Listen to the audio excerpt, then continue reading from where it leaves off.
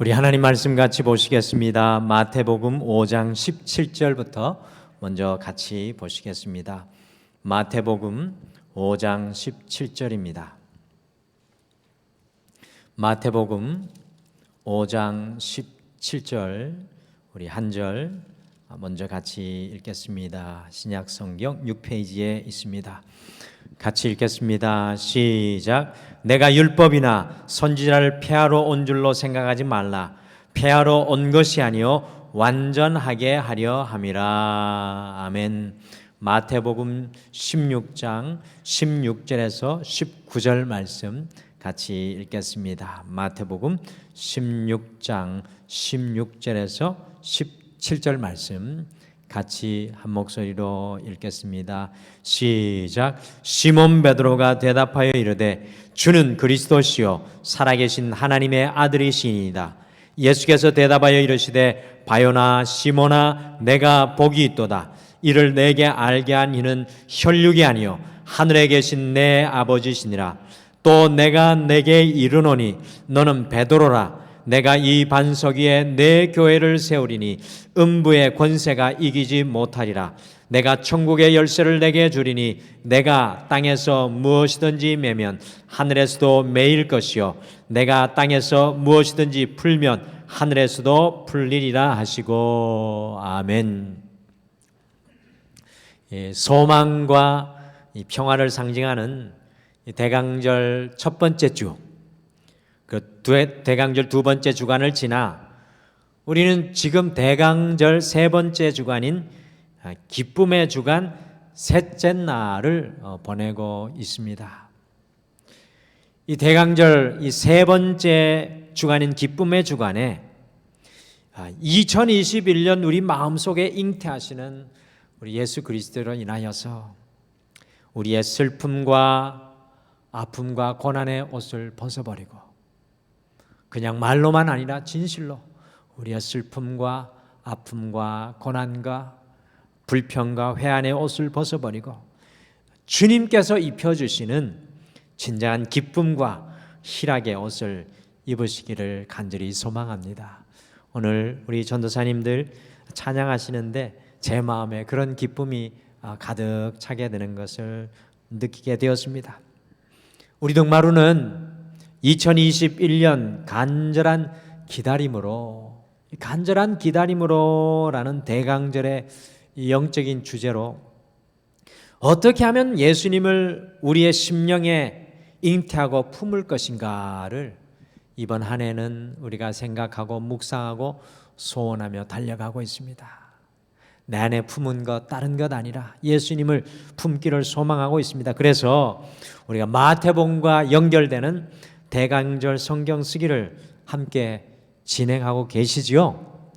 아직 하지 않으신 분들은 뒤에 보시면 성경 필사가 있는데 영어로도 한글로도 어떤 언어로든지 대강절 마태복음 쓰기를 한번 해보시고요. 그리고 이 수요 예배 시간에는 특별히 예수님의 생애와 연결되는 사복음서 수요 성경 아카데미를 진행하고 있습니다. 지난주에 그 첫 번째 시간으로 사복음서 전체의 개요를 간단히 함께 살펴보았습니다. 저는 설교자로 이거 뭐 설교도 아니고 100% 성경 공부도 아니고 되게 참 어려운 시간인데요. 그래도 약속된 시간을 이어가 보려고 합니다. 오늘은 예수님의 생애와 연결되는 이 사복음서 수요 성경 아카데미 두 번째 시간으로 우리 마태복음 개요를 함께 공부하시면서 이 마태복음 속에 각인된 예수 그리스도를 우리 마음속에 품으시겠습니다. 그리고 오늘 이 마태복음의 개요 위에 다시 한 번 더 마태복음을 필사하시고요. 또 이 마태복음을 읽으시면서 예수님을 여러분의 심령에 충만하게 잉태하시고 품으시기를 바랍니다. 오늘 이 말씀 듣고 이번 주 남아있는 시간은 마태복음 필사하시고 마태복음 28장까지 쭉 한번 읽어 내려가 보시길 바랍니다. 우리 같이 마태복음을 보실까요? 첫째, 마태복음의 저자는 세리 마태였습니다. 그림에 보이는 이 사도 마태의 초상화가 기독교 역사에서 가장 많이 쓰이는 마태의 초상화입니다. 하나님의 말씀을 들고 그 가르침을 늘 품고 있던 마태의 모습이죠. 사실 마태복음을 계속 모든 것을 다 읽어보셔도 마태복음 자체에서 세리 마태가 마태복음을 기록하였다는 직접적인 언급은 전혀 없습니다. 그런데 예수님 시대 이후의 초대교회들은 거의 동일하게 마태복음을 마태가 기록한 것으로 믿었습니다. 마태는 과연 어떤 사람이었습니까? 마태복음 9장 9절에서 13절에 보시면 마태는 이 갈릴리 가버나움 사람으로, 저 갈릴리의 가버나움 사람으로 레이라고도 불리는 세금을 거두어 드리는 세리였습니다. 이 마태가 예수님의 12명의 제자 중에 한 사람이었습니다. 저는 이 성경을 이전에 읽으면서 왜 예수님께서는 당시에 사람들이 가장 싫어하고 혐오하는 사람, 유대인들이 가장 혐오하는 사람 중에 한 사람인 이 세리 마태를 예수님의 제자로 부르셨을까라는 그런 질문을 제가 이전에 마음속에 품고 있었습니다. 그런데요, 마태복음을 깊이 묵상하면 할수록 마태를 제자로 부르셔서 마태복음을 기록한 이유를 차츰차츰 깨닫게 됩니다. 오늘 이 마태복음 계율을 우리가 함께 살펴보시게 되면 왜 하나님께서 마태를 12제자의 한 사람으로 부르셨는지 여러분들도 어느 정도 알게 되실 것입니다. 그리고 여러분들에게도 질문 드리고 싶습니다. 왜 하나님은 여러분과 저를 주님의 자녀로 불러주셨을까요? 다른 모든 사람들보다 앞서서 왜 여러분과 저를 하나님의 자녀로 불러주셨을까요? 이것에 대한 소명이 여러분과 저에게도 있어야 합니다. 하나님이 나를 불러주신 소명이 있으셔야 됩니다. 대강절 기간 예수님을 우리의 마음속에 품고 잉태하시면서 주님께서 우리에게 주신 소명이 분명하여 주시기를 간절히 축복합니다. 그저 지나간 과거의 예수님 믿는 시간으로 그저 우연히 예수님의 자녀가 된 것이 아니라 내게는 하나님의 소명이 있다는 것을 생각하시고 예수님 품으시면서 그 소명을 발견하시기를 바랍니다. 둘째, 마태복음의 목적은 구약과 신약의 영적인 다리를 놓는 것입니다. 여러분들, 구약과 신약의 영적인 다리가 바로 마태복음입니다. 여러분들, 마태복음의 기록 목적은 무엇일까요? 그리고 왜 마태복음이 신약 성경의 맨 앞에 위치해 있을까요? 여러분들 그거 생각해 보신 적 있으세요? 마태복음이 왜 신약 성경 맨 앞에 위치해 있을까요?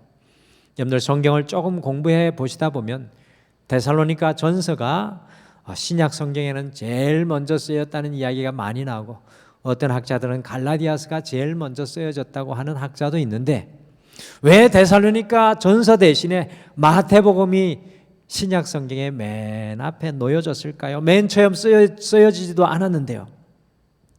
그 이유는요, 이 마태복음은 구약 성경과 신약 성경의 이 400년간의 끊어진 영적인 다리 역할을 하기 때문입니다. 굉장히 영적인 복음서입니다.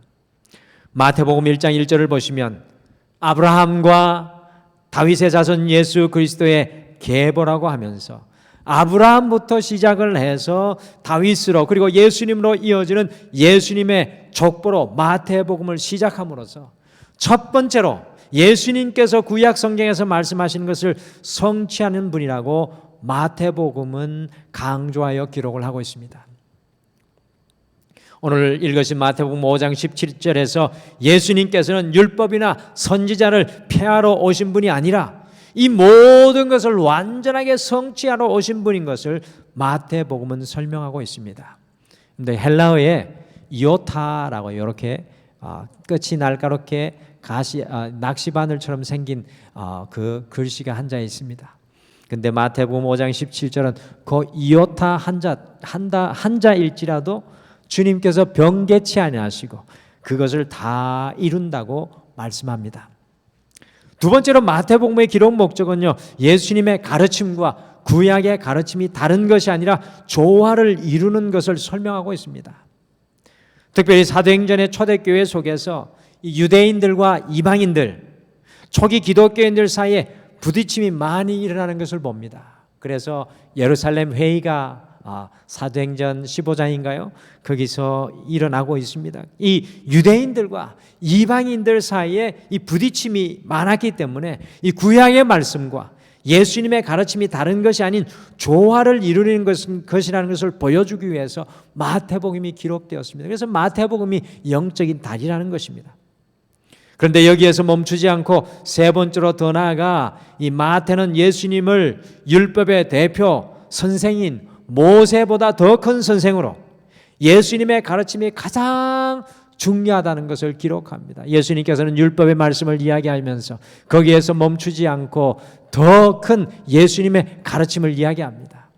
음행한 문제에 대해서 이야기할 때도, 마음의 분을 품는 것에 대해서 이야기할 때도, 간음하는 것, 살인하는 것에 대해서 이야기할 때도 율법을 넘어선 모세보다 더 큰 선생님의 가르침이 마태복음에서 주어지고 있습니다. 그리고 네 번째로 마태복음은 예수님은 유대인들이 그렇게 기다려온 유대인의 왕이시며 그것과 더불어 이방인의 구원자이신 것을 기록하고 있습니다. 그래서 마태복음의 중요 청중은요, 유대인이거나 유대인 그리스도인들이었을 것입니다. 마태는 유대인으로서 구약의 율법에 능통한 사람이었습니다. 여러분들, 그가 세리의 직업을 가졌다는 것은 굉장한 상당한 학식이 있는 사람이었다는 의미입니다.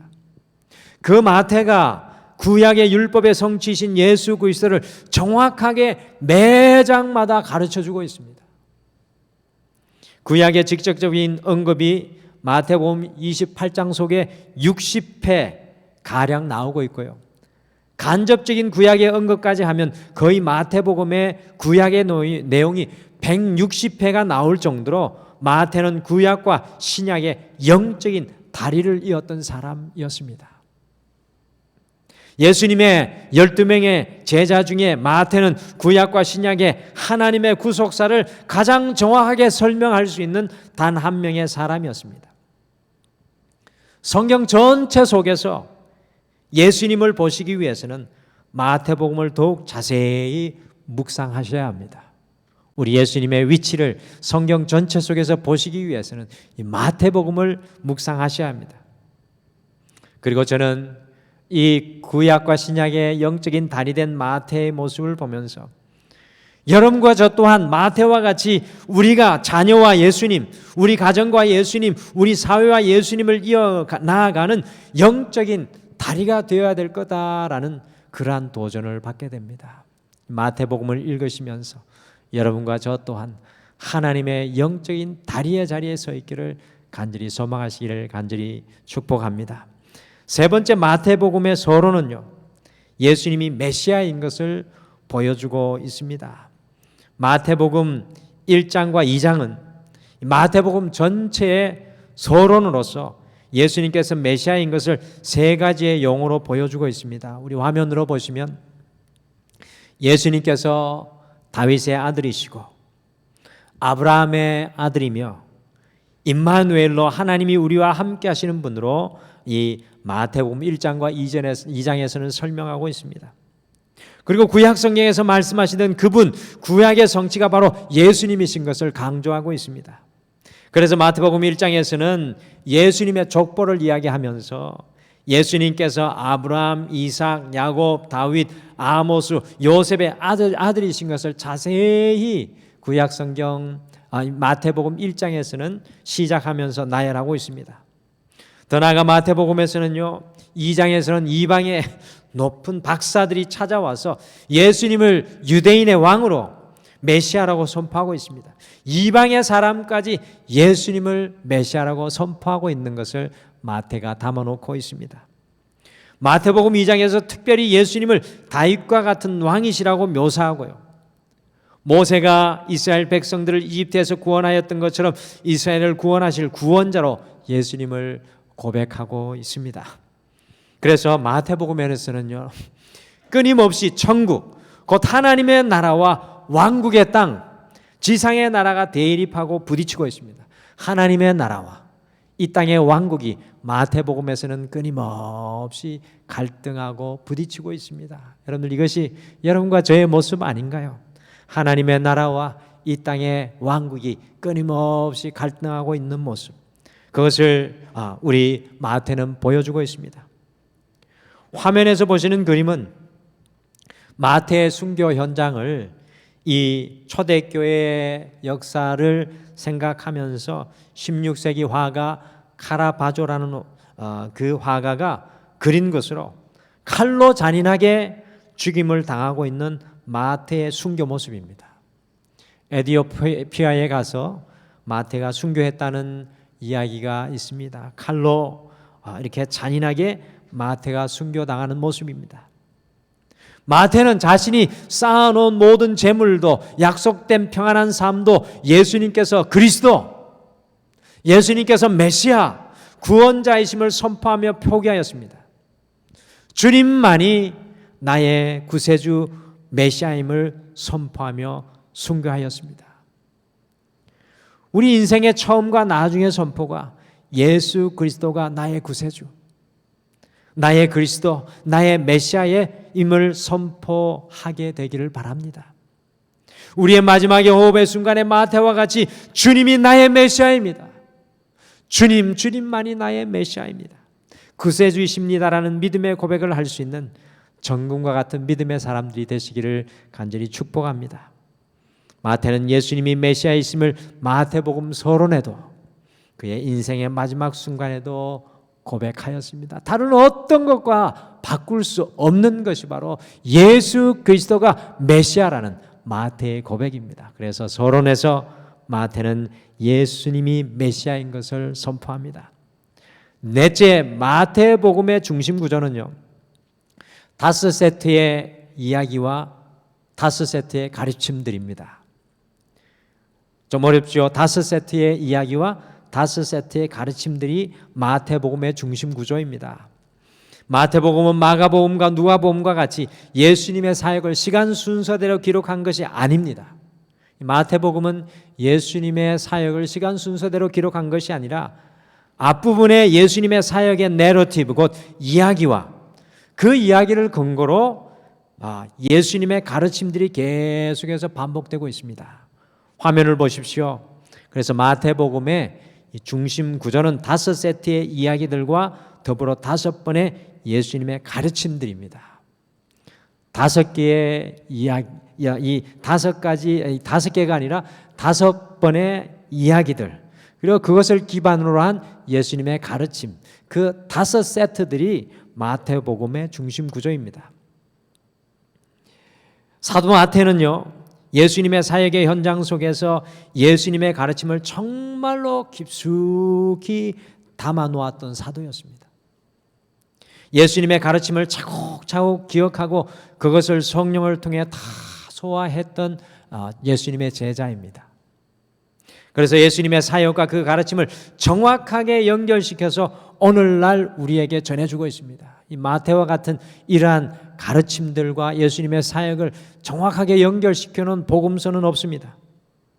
마태복음 3장에서 4장을 보시면 예수님께서 이 세례를 받으신 이후에 이는 내 아들이라는 하나님의 승인의 말씀을 들으시고 하나님께서 예수님을 아들로 인정하십니다.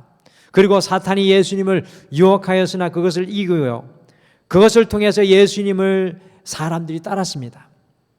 그런 이후에 마태는 산상복음, 여러분들이 잘 아시는 산상복음, 곧 산 위에서 가르치신 예수님의 말씀을 기록하여서 이 천국 백성, 하나님의 나라의 시민인 우리가 어떻게 살아야 할지 하나하나를 마태복음 5장에서 7장까지 가르쳐 줍니다. 그것이 첫 번째 가르침입니다. 그리고 8장에서 9장 사이에 예수님께서 9가지의 기적들을 사람들에게 베푸실 때 그것을 통해 예수님을 따르는 제자가 무엇인지 가르치시고요, 그 기적의 이야기를 기반으로 10장에서 12제자를 파송하시면서 또 10장에서 마태복음 10장에서 가르칩니다. 5장과 7장이 가르침이고요, 10장에서 제자들을 파송하시며 가르칩니다. 그리고 11장과 12장에서 사람들의 반대와 도전에 부딪히시고 그것을 꾸짖기도 하시며 결국에는 이 제자들과 따로 한적한 곳으로 가셔서 마태복음 13장에서는 천국에 가는 비유를 하나하나 제자들에게만 풀어서 가르쳐 주십니다. 마태복음 13장의 가르침입니다. 그리고 13장 마태복음 13장부터 15장 사이에는 믿음의 중요함을 강조하면서 작은 믿음, 큰 믿음에 대해서 보여주신 예수님을 그리고 있습니다. 특별히 마태복음 이 16장 16절에서 19절 사이에 베드로가 예수님이 누구이신지를 믿음으로 고백하고 있습니다. 마태복음의 정말 중요한 중심 구절입니다. 그런 이후에 천국에서 정말 큰 자가 누구인지, 하나님의 교회 안에서 가장 소중한 사람이 누구인지 예수님께서 18장에서 가르쳐 줍니다. 5장에서 7장 속에 산상복음을 가르쳐 주시고요. 그리고 10장에서 제자들을 파송하면서 가르치시고, 마태복음 13장에서 비유로 제자들에게 가르쳐 주시고, 그리고 마태복음 18장에서 교회 안에서 하나님의 나라에서 누가 가장 소중한지 또 가르쳐 줍니다. 그리고 19장에서 23장 사이에 제자들이 높은 자리를 다투고 외식하는 바리새인들이 예수님께 도전하는 그런 모습을 통하여서 마지막 때, 이 종말의 때에 어떻게 살아야 하는지 예수님께서 24장과 25장에 가르쳐주고 있습니다. 24장과 25장은 종말의 때에 믿음의 사람들이 어떻게 살아야 할지 종말론을 예수님께서 가르쳐줍니다. 여러분들 놀랍게도 마태복음의 중심 본문에 예수님의 5번의 가르침이 나오는데요. 이것은 모세오경, 곧 창세기, 출애굽기, 레위기, 민수기, 신명기를 상징하는 것이라고 많은 학자들이 이야기를 합니다. 곧 마태는 모세오경을 능가하는 새로운 모세가 예수님이시라는 것을 이것을 통해 간접적으로 보여주고 있습니다. 곧 마태는 예수님의 가르침을 예수님의 사역과 더불어 하나도 잊어버리지 않고 그것을 마음속에 품고 있었습니다. 그러니 예수님의 깊은 가르침을 알기 위해서는 마태복음과 연결되어야 합니다. 우리가 예수님의 깊은 가르침 속에 잠기기 위해서는 이 마태복음에 연결되셔야 합니다. 성령님을 통해 우리도 그것을 우리의 말로, 삶으로 고백할 수가 있어야 합니다. 예수님의 가르침이, 이 마태복음 속에 있는 예수님의 가르침이 우리의 언어가 되어야 되고 우리의 삶이 되어야 합니다. 왜 하나님께서 마태를 부르신 것입니까? 마태는 구약 성경에 정통한 사람일 뿐만 아니라 그 구약의 말씀을 통해서 예수님의 가르침을 담을 수 있는 영적인 그릇의 사람이었습니다. 여러분들 이것이 중요합니다. 예수님의 가르침을 담을 수 있는 영적인 그릇의 사람이 마태였습니다. 여러분과 저의 마음속을 한번 살펴보십시오. 참으로 많은 것들이 우리 속에 담겨 있지만 과연 마태와 같이 우리의 마음속에 예수님의 말씀들이 차고 넘치고 있습니까? 예수님의 말씀이 마태의 마음속에 충만하게 차고 넘쳤습니다. 우리의 삶과 예수님의 가르침이 연결되어 모든 것을 말씀의 눈으로 보고 살아가고 있습니까? 마태는 모든 것을 예수님의 가르침으로 보았던 사람이었습니다. 이번 대강절 우리가 마태의 이 가르침들 속에 깊이 들어가기를 소원합니다. 마태복음 5장에서 7장, 마태복음 10장, 13장, 18장, 또 어디였습니까? 24장과 25장. 5장에서 7장은 산상복음입니다. 10장은 제자도입니다. 13장은 천국에 관한 비유들이고요. 18장은 천국에서 큰 자, 마지막 때에 어떻게 살아야 하는지 종말로는 24장과 25장을 통해 우리가 깊이 묵상을 하면서 예수님을 품고 또 품으셔야 합니다. 이 마태복음은 정말로 우리가 깊게 가슴 속에 품어야 할 가르침들이 충만합니다. 마지막으로 마태복음의 결론은 임마누엘이신 예수님을 선포하고 있습니다. 임마누엘이신 예수님을 마태복음의 결론에서 선포합니다. 마태복음의 결론은 26장에서 28장까지인데요. 예수님의 순한 이야기가 중심이지만 이 마태복음 26장에 보시면 예수님은 제자들과 마지막 유월절 만찬을 하시면서 모세와 같이 유월절을 인도하시며 새로운 언약을 그 자리에서 세우셨습니다. 그런데 그 유월절의 어린 양의 제물은 유대인들과 로마인들의 손에 의해서 죽으시는 예수님이 되시고요. 예수님께서 십자가에서 유월절의 어린 양의 제물로 우리 모두를 위해 죽으셨습니다. 그러나 그 예수님께서 다시 살아나 부활하셔서 우리의 영원한 소망이 되셨습니다. 그러면서 예수님께서는 마태복음 28장 18절에서 20절에 우리 모든 믿는 사람들에게 이 지상 명령을 주셨는데요. 그것이 바로 예수님의 권위로 세상의 모든 열방의 사람들을 제자를 삼고 예수님께서 가르쳐 주신 모든 가르침을 가르칠 것을 권면하셨습니다. 그러면서 무엇이라고 말씀하십니까? 임마누엘, 임마누엘, 내가 너희와 항상 세상 끝날까지 함께 있을 것이라고 말씀하셨습니다. 마태가 이 말을 할 때 그 마음이 얼마나 감동했겠습니까? 마태복음의 결론은 임마누엘입니다. 우리의 삶의 현장 속에 영원토록 함께 하신다는 약속이 바로 이 마태복음의 결론입니다. 그러기에 우리는 모든 삶의 현장 속에 우리의 권위와 힘이 아니라 주님의 권위로 살아야 합니다. 때를 얻든지 못 얻든지 주님의 가르침을 나누어야 합니다.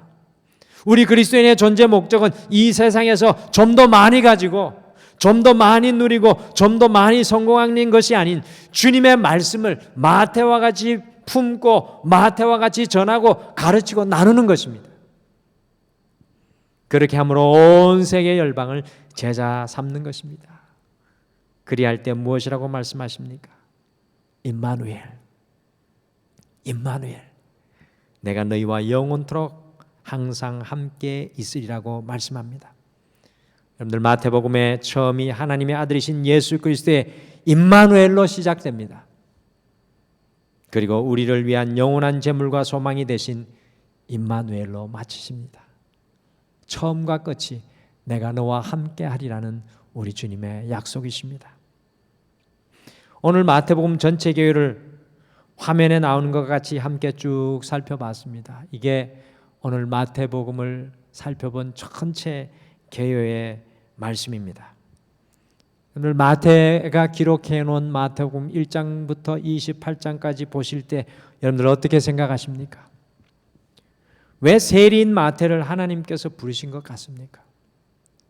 왜 세리인 마태를 하나님께서 부르신 것 같습니까? 마태복음에는 세리로 일평생 장부를 1.1획도 틀림없이 기록하며 그것을 문서로 만들었던 이 놀라운 달란트가 마태복음에 그대로 사용되었습니다. 여러분들 마태복음과 같이 저와 같이 촘촘하게 하나님의 말씀을 하나하나 기록해 놓은 복음서를 찾아보기 힘듭니다. 이것보다 더 완벽한 예수님의 가르침들과 구약과 신약의 영적인 다리를 놓는 기록이 어디에 있겠습니까? 그러기에 하나님께서는 펜을 들고 있었던 마태를 제자로 부르시고 자기를 위해 펜을 쓰고 불의와 불법을 위해 펜을 들고 있던 마태를 제자로 부르시고 사람들이 가장 악하게 생각했던 그의 단단트를 사용하여서 오늘날 이 대강절을 살아가는 우리에게 주님의 가르침을 생동감 있게 전해주고 있습니다. 사랑하는 성도 여러분, 하나님께서는 우리의 연약함도 교만도 부족함도 모두 사용하여서 하나님의 놀라운 보석이 되게 하십니다. 우리의 마음속에 담겨진 주님의 보석과 같은 그 가르침과 영감과 묵상을 마태와 같이 고백하며 여러분의 제5의 복음서를 고백하며 세상과 하나님의 다리 놓는 이 대강절의 시간이 되시기를 간절히 축복합니다. 오늘 마태복음은 구약과 신약의 다리를 놓는 하나님의 놀라운 말씀입니다. 그것을 위해 마태가 사용되고요. 마태가 하나님의 말씀에 깊게 잠겨서 그 하나님의 말씀을 성령으로 소화하여서 그것을 입술로 고백하고 그것을 글로 남기며 많은 영혼들을 세웠습니다. 여러분과 저의 마음속에 담겨야 할 것은 무엇일까요?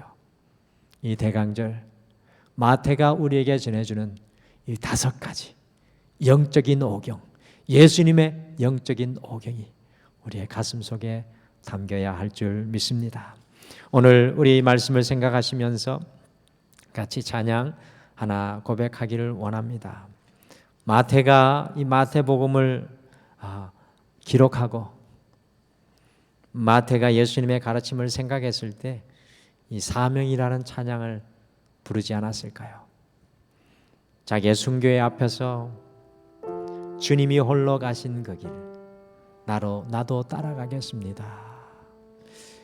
내가 살았던 불법의 삶, 내가 살았던 욕심의 삶, 내가 추구했던 삶이 아니라 주님의 길을 걸어가겠습니다. 여러분들이 대강절 우리의 삶을 돌아보기를 원합니다. 우리는 과연 어떤 길을 걸어가고 있나요?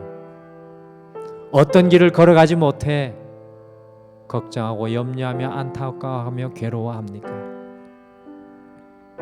마태복음을 보면서 주님의 가르침을 그 마음속에 품고 주님 가신 길 나도 걸어갑니다라고 고백했던 마태의 이 고백, 마태의 이 삶이 여러분과 저에게도 있기를 소망합니다. 우리 같이 찬양 고백하겠습니다.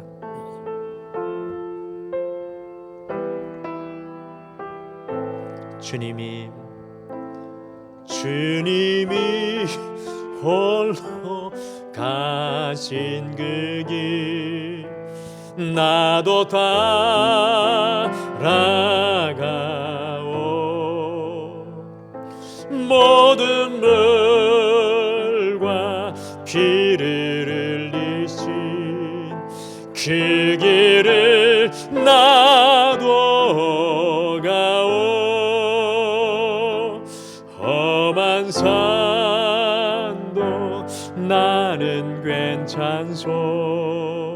바다 끝이라도 나는 괜찮소. 죽어가는 저들을 위해 나를 버리길 바라오.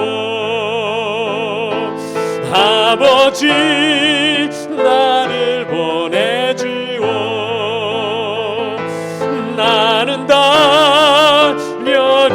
달려가겠소.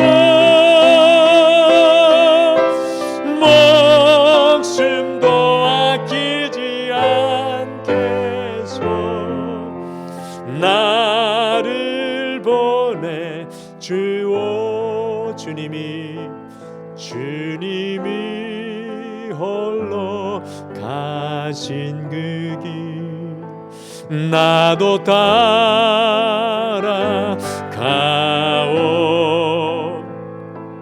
모든 물과 피를 흘리신 그 길을 나도 가오. 험한 산도 나는 괜찮소. 바다 끝이라도 나는 괜찮소. 죽어가는 저들을 위해 나를 버리길 바라오. 세상이 나를 미워해도 나는 사랑하겠소.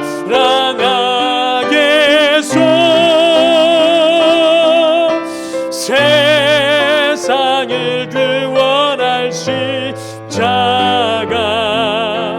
나도 따라가오. 생명을 버리면서까지 나를 사랑한 당신 이 작은 나를 받아주오. 나도 사랑하오. 이 작은 나를 받아주오. 나도 사랑하오. 우리 시간 잠깐 기도했으면 좋겠습니다. 우리는 모두 다 우리의 인생의 펜을 잡고 살아가는 인생들입니다. 우리의 인생의 펜으로 과연 우리는 무엇을 써 내려가겠습니까? 오늘 마태를 보십시오. 그의 인생에서 만났던 주님의 그 가르침이 그를 뜨겁게 하고 그의 인생을 새롭게 하며 그의 인생을 새로 하나님의 능력자로 세우며 더 나아가 내가 너와 함께 세상 끝날까지 함께 있으리라는 그 임마누엘의 말씀을 선포합니다. 오늘 우리의 삶의 이 현장, 2021년 이 대강절의 시간 속에 우리의 인생의 펜이 하나님께 붙잡히기를 소원합니다. 우리의 삶의 고백과 우리의 삶의 자리 속에 오직 예수님의 말씀과 예수님의 가르침과 예수님의 은혜가 드러나게 하여 주시옵소서. 세상 것에 묶이지 않고 세상 것에 빼앗기는 우리의 삶이 아니라 세상의 왕국 속에 하나님의 나라를 보여줄 수 있는 주의 종 되게 하여 주시옵소서. 오늘 이 시간 잠깐 오늘 이 말씀을 생각하며 마태복음을 생각하며 우리 잠깐 기도하겠습니다.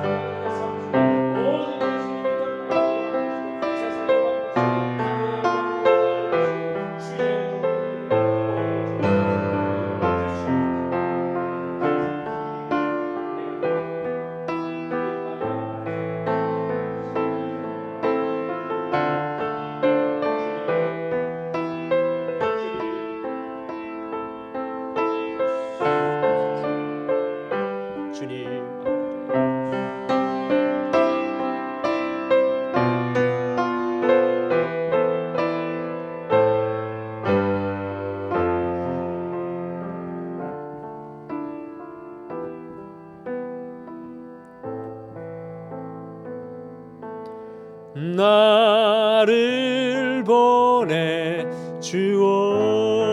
나도 따라가오.